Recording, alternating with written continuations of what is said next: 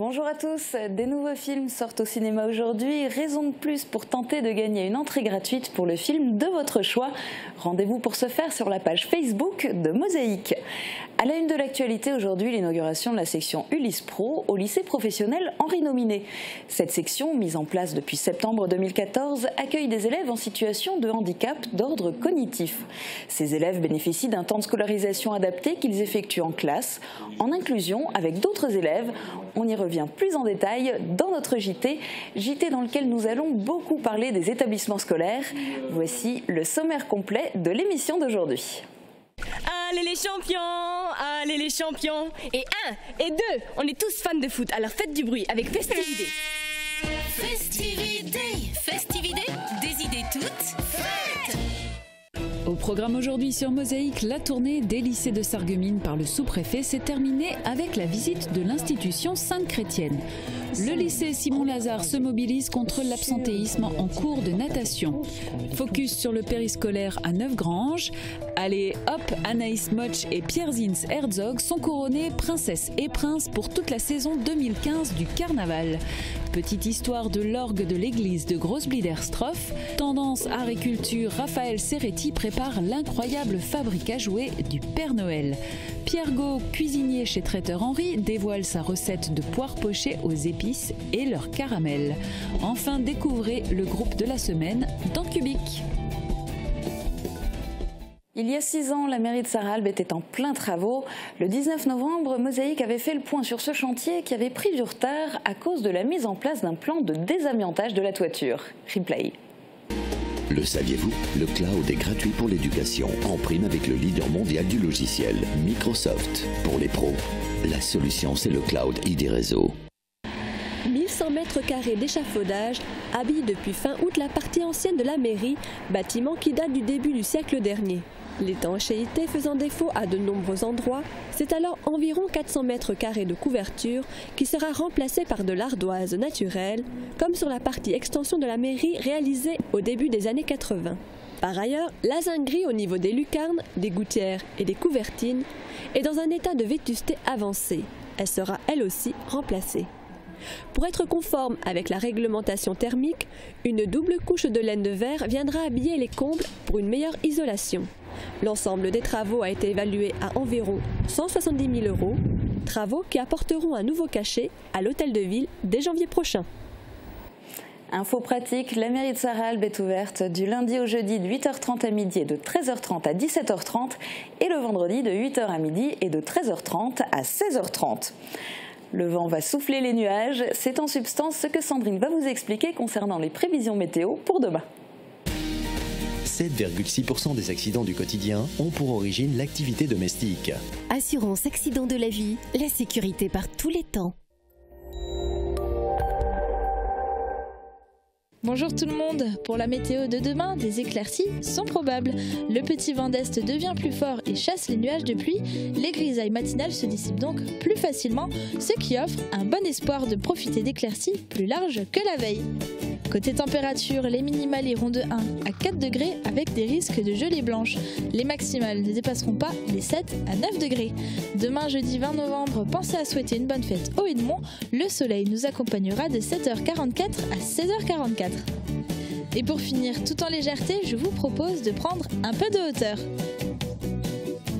Un peu plus haut. Non, encore plus haut. Gabriel, un Sarregueminois passionné, a embarqué les caméras de Mosaïque à bord de son gyrocoptère pour votre plus grand plaisir. Je vous laisse apprécier, très bonne balade et à demain!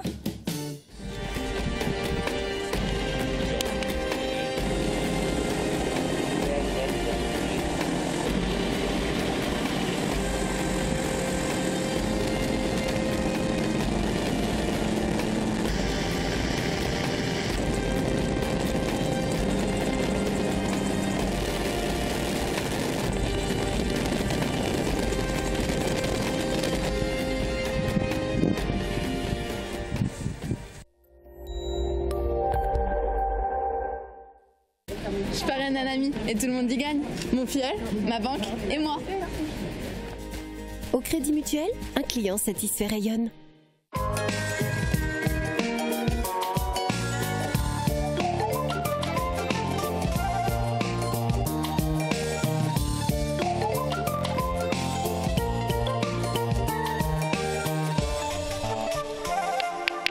Attention maintenant.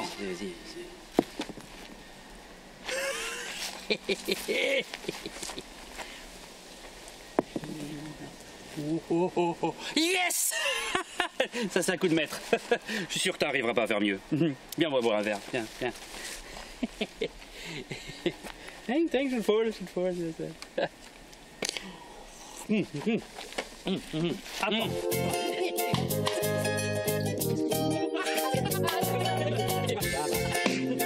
C'est moi qui vais y aller, hein. Là, pousse-toi, c'est moi. Attention.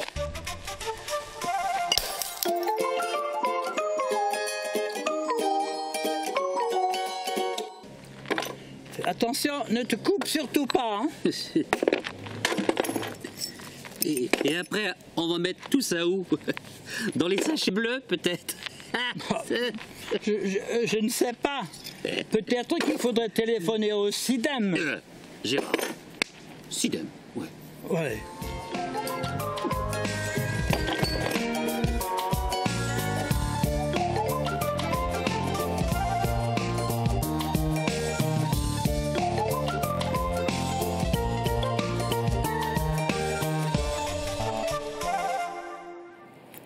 Et vous venez de voir un nouvel épisode de Scène de tri. C'est l'occasion de vous dévoiler les chiffres qui viennent de tomber. Le bilan du tri des emballages ménagers en Lorraine. Chaque habitant a trié plus de 46 kilos en 2013. Il y a eu 8 887 tonnes d'emballages plastiques qui ont été triés. C'est 0,8% de moins qu'en 2012. Il y a eu 74 454 tonnes d'emballages en verre, soit 0,99% de plus qu'en 2012. 21 713 tonnes d'emballage en carton, c'est moins 2,18% par rapport à 2012. Et puis 4 548 tonnes, soit 5,64% de plus, ça concerne les emballages en métal. En 2013, Eco-Emballage a versé 566 millions d'euros à l'ensemble des collectivités locales françaises, dont près de 20 millions aux collectivités de Lorraine. Pour les tonnes triées et recyclées, cela représente 8,46 € par habitant. Je vous propose maintenant de regarder l'actu traitée par le Républicain Lorrain aujourd'hui. En page régionale, le coup de tabac des buralistes frontaliers. Ils étaient une centaine de tout le Grand Est de la France à manifester leur colère hier dans une station-service du Luxembourg. Les buralistes français réclament l'harmonisation des prix du tabac en Europe. L'URL consacre la une de son édition de Saint-Avold à la multiplication des cambriolages dans les environs de Creutzwald et Saint-Avold. 8 maisons ont été visitées en une soirée à Buschporn. En page locale de l'édition de Sarreguemines, c'est un visiteur de prison qui est en une. Gérard Hens arrête son activité bénévole après 20 ans dans les prisons du Grand Est. Et pour l'heure, il n'a pas de remplaçant. L'actu du secteur en images, voici le JT de Mosaïque.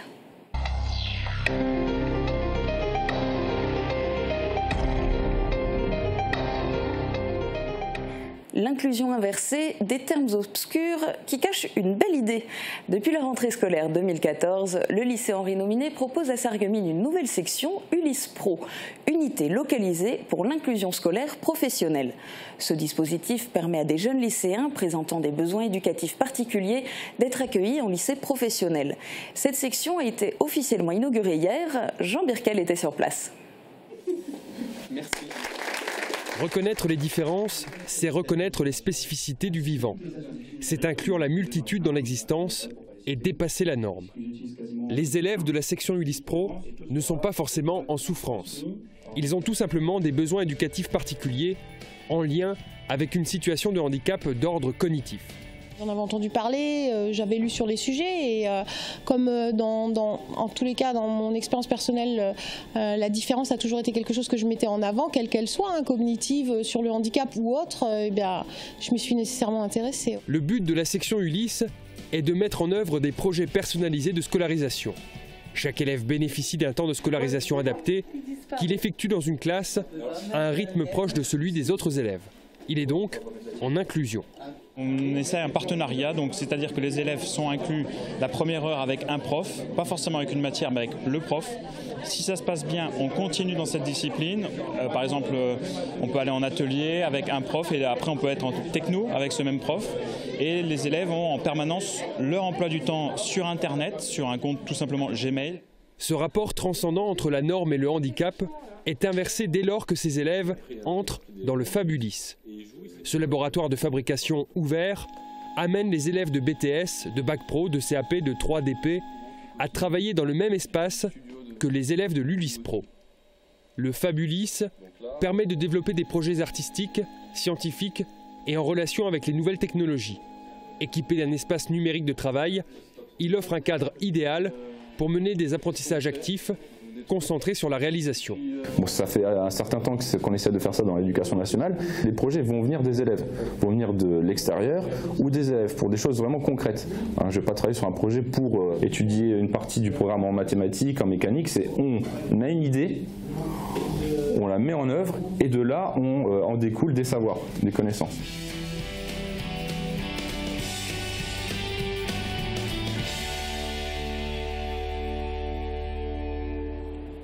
La tournée des lycées. En parallèle de ses visites régulières dans les entreprises de l'arrondissement, le sous-préfet s'est rendu dans les 4 lycées de Sarreguemines. Reportage lors de la dernière étape à l'institution Sainte-Chrétienne. Quelle population scolaire, quelle prise en charge par le corps enseignant. Le sous-préfet de l'arrondissement de Sarreguemines a voulu dresser un état des lieux de visu. Après les 3 lycées publics, Jean Depange, Henri Nominé et Simon Lazare, visite de l'établissement privé, l'institution Sainte-Chrétienne. Les établissements privés comme les établissements publics sont importants. Ici, on a presque 800 enfants qui sont accueillis. C'est important de le savoir, c'est important de savoir comment ça fonctionne. Et si on est ici sur un établissement privé, c'est un établissement privé sous contrat avec l'Éducation nationale. Un établissement privé sous contrat d'association avec l'État qui a la particularité d'accueillir des élèves de la petite section de maternelle à la terminale. Ici, les enseignants sont payés par l'État et l'institution Sainte-Chrétienne a l'obligation de respecter les programmes de l'éducation nationale ainsi que le nombre d'heures de cours, mais par an, ce qui lui a permis de maintenir la semaine de 4 jours à l'école primaire et maternelle. Pas d'afflux massif d'inscriptions pour autant. Depuis plusieurs années, les effectifs sont stables, en très légère augmentation, une poignée d'élèves de plus à chaque rentrée. Au cours de cette visite préfectorale, le point fort mis en avant par l'établissement, c'est l'apprentissage de l'allemand. Dès l'école primaire, bien sûr, mais aussi la section européenne allemand au lycée et surtout la grande spécificité, la section internationale allemand, que l'institution Sainte-Chrétienne est la seule à proposer en Lorraine, lycées publics et privés confondus. Et pour la chef d'établissement, la venue du sous-préfet n'est pas anodine. C'est un honneur, ça nous permet de faire sa connaissance aussi. Et puis voilà, donc il a découvert notre école.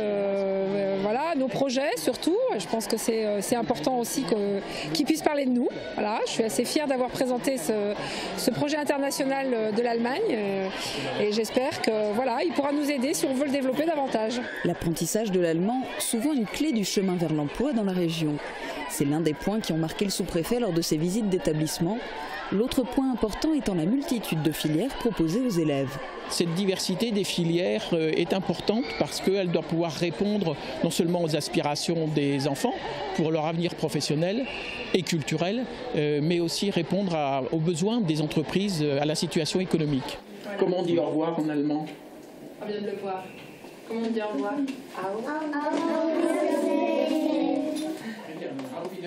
Et au lycée Simon Lazare, on se mobilise contre l'absentéisme des élèves à la piscine. Le constat n'est pas nouveau, mais cette fois l'équipe de direction a décidé de prendre le taureau par les cornes. Un grand rendez-vous est proposé samedi de 8h30 à 16h. Samedi, regard croisé sur une problématique que nous partageons tous, quand je dis tous, c'est tous les chefs d'établissement, l'absence en EPS et plus précisément l'absence à la piscine sur l'activité natation. Donc regard croisé pour cerner le problème, on a identifié le problème, en parler. D'où le regard croisé des sociologues, des anthropologues, des médecins, l'association Couleur Gay, mais également les représentants du culte et un anthropologue également qui nous ont aidés à réfléchir à la question et à proposer un certain nombre de réponses. Pour écouter ces réponses et ces propositions, vous pouvez assister à cette journée de conférence. C'est bien sûr gratuit, mais sur inscription, car les places sont limitées. Prévenez le lycée Simon Lazare au 03 87 95 03 24 avant vendredi 17h. Après l'école, on fait quoi ? Focus maintenant sur le périscolaire de Neufgrange. Malgré les contestations de parents et le mécontentement de certains maires, la semaine de 4 jours et demi a été généralisée, même si certaines communes ont profité du décret Hamon pour dispenser les enfants d'un après-midi d'école. À Neufgrange, on n'a pas attendu la réforme pour mettre en place l'accueil périscolaire qui existe depuis maintenant 3 ans. Guillaume Dumontail s'est rendu sur place.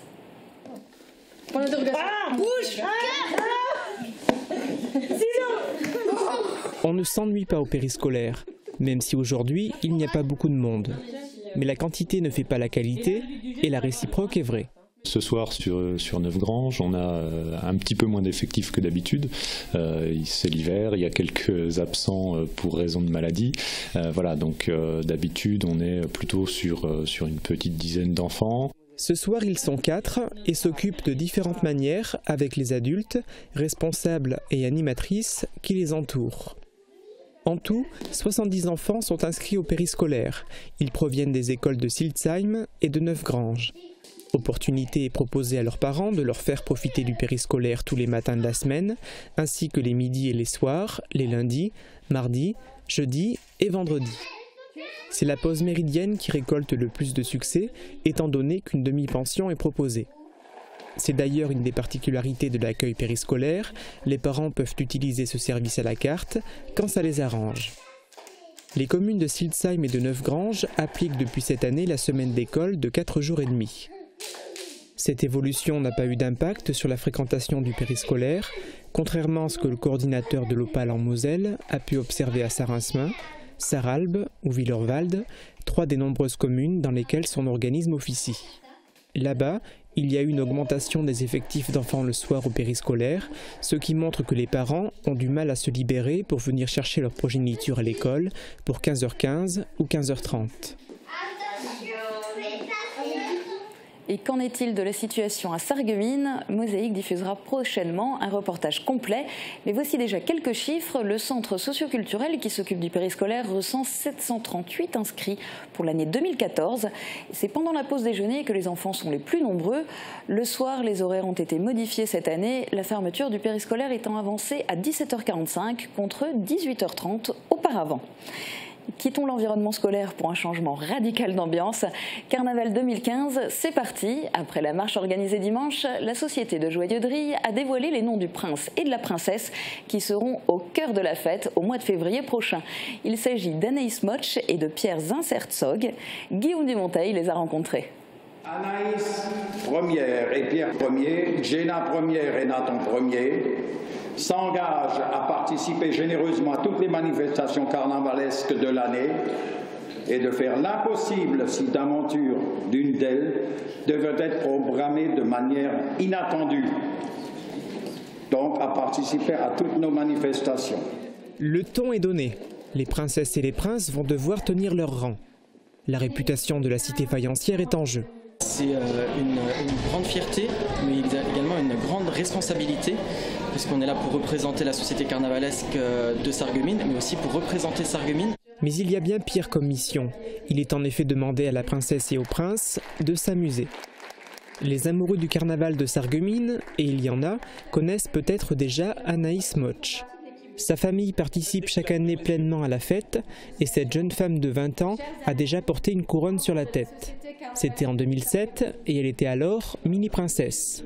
Inutile de vous dire que le carnaval revêt pour elle une grande importance. C'est presque tous mes souvenirs d'enfance parce que j'ai un peu grandi avec le carnaval. Pierre Ier, lui, vient tout juste d'intégrer la société carnavalesque de Sarreguemines. Néanmoins, il connaît bien les pistes de danse de l'hôtel de ville. Au Bala depuis maintenant quelques années. Donc je venais en tant que carnavalier, maintenant je vais venir en tant que membre et en tant que prince. Comme le veut la coutume, une mini-princesse et un mini-prince ont également été désignés. Il s'agit de Jenna Ritzenthaler et de Nathan Guggenbuhl. La fierté se lisait légitimement sur leur visage. Mais avant Carnaval, il y a l'hiver et la nécessité de se chauffer. Si vous aimez les feux de cheminée ou si vous avez une chaudière à bois, sachez qu'une vente par adjudication de bois de chauffage en provenance de la forêt communale de Sarreguemines aura lieu mercredi prochain, le 26 novembre, à 17h30 dans le hall d'honneur de l'hôtel de ville. Pour avoir accès au plan de découpage des différents lots, rendez-vous à l'accueil de la mairie ou sur le site internet de la ville www.sarreguemines.fr. Pour continuer cette émission, une petite histoire à Grosse-Biederstroff, une belle histoire en préparation pour le marché de Noël de Sarreguemines, une recette sucrée et de la musique, tout ça juste après la pub. Exceptionnel dans la région, à 30 km de Sarreguemines, le Saarländischer Uhrenmuseum vous propose une grande bourse horlogère le dimanche 23 novembre de 10h à 18h. Vous y découvrirez aussi plus de 1000 objets relatifs à l'artisanat horloger et à l'horlogerie. Je ne sais pas encore, mais on est fait pour être ensemble. Je veux pas te vexer, mais t'as vu ta tête? Et toi, t'as vu ma carte? Multipass Plus, simple, pratique, gratuite. Avec cette carte, j'ai des avantages pour les loisirs, la santé, la mobilité et le logement. Avec elle et moi, bonheur assuré. Ah ouais? Dommage que Multipass Plus, ça te donne pas des réductions pour des cours de drague. Bon, bah ça c'est fait. En région Lorraine, Multipass Plus, la carte 16-25 ans pour tous tes projets. Enfin presque.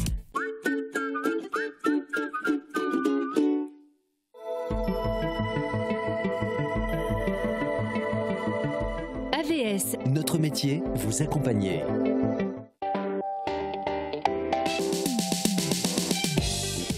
Demain sur Mosaïque, retrouvez la joyeuse équipe de Plate-Bande.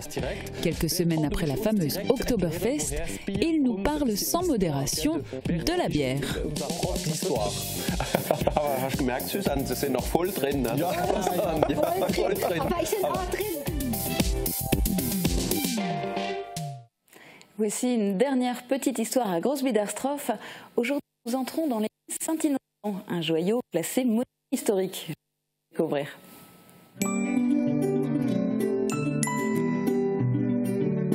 FBS, du bon temps par tous les temps.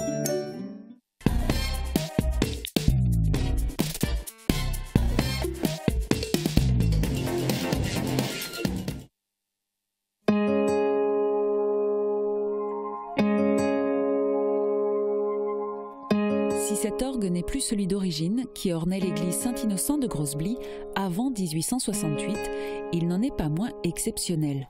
Son buffet, classé monument historique, est le plus grand conservé en Lorraine. Mais il n'est pas le seul joyau de cette église. Même si les trois autels et la chaire rivalisent d'élégance, avec ses 2328 tuyaux, c'est lui le maître des lieux.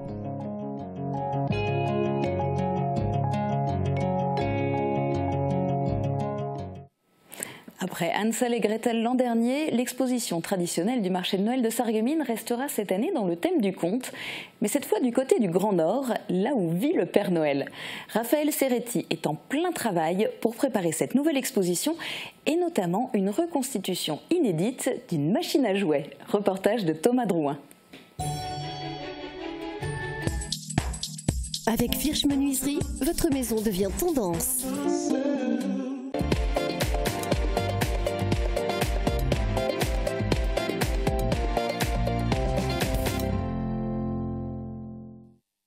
L'idéal dans l'absolu, ce que j'ai déjà vécu et ce que je vais certainement vivre encore cette année, c'est le regard des gamins quand ils passent là-dehors.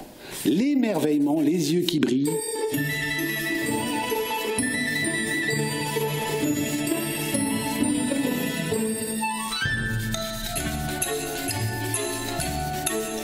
Je voulais que ce soit un monde animé, avec de la musique bien sûr, des sons et des personnages en mouvement, une usine qui fonctionne, qui tourne, qui marche, qui produit des jouets, avec bien sûr les plans top secrets de notre fameux Père Noël. Là, je dirais, c'est plus que top secret.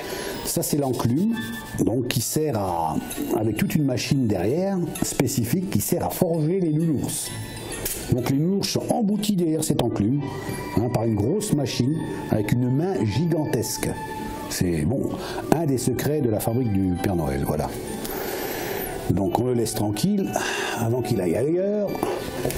Et suivi d'énormes roues, comme celle-ci, d'engrenages qui vont tourner pour ramener des chaînes de fabrique qui vont amener des jouets jusqu'au traîneau où se trouveront les rennes du Père Noël. Voilà.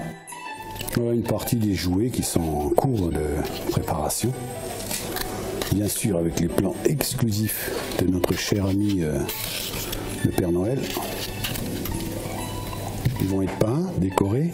Alors il y aura le début, la première couche, jusqu'au final, à l'emballage, au cadeau et les chenilles qui ramènent les jouets dans les hottes. Le mercredi, c'est le jour du dessert. Pierre termine son menu avec des poires pochées aux épices et leur caramel.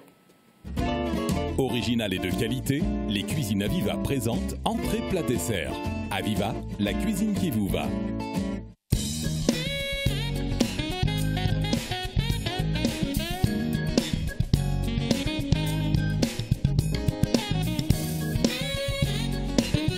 Bonjour, aujourd'hui en dessert on va vous proposer une poire pochée aux épices et son caramel.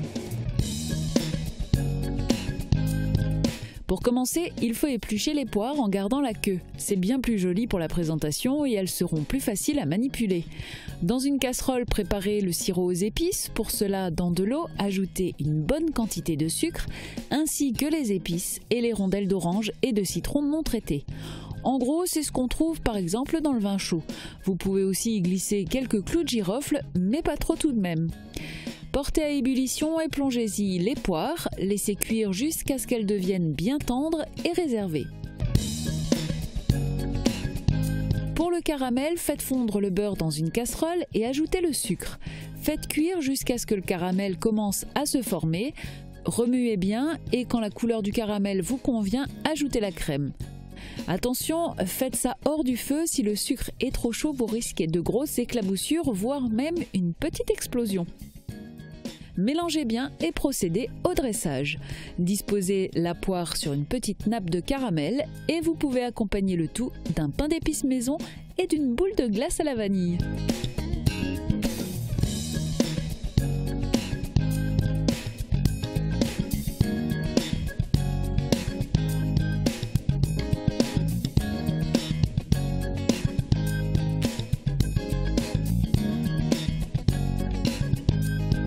La poire pochée, vous pouvez aussi la servir tiède ou froide. Et le caramel, vous pouvez également le faire au beurre salé. Bon appétit!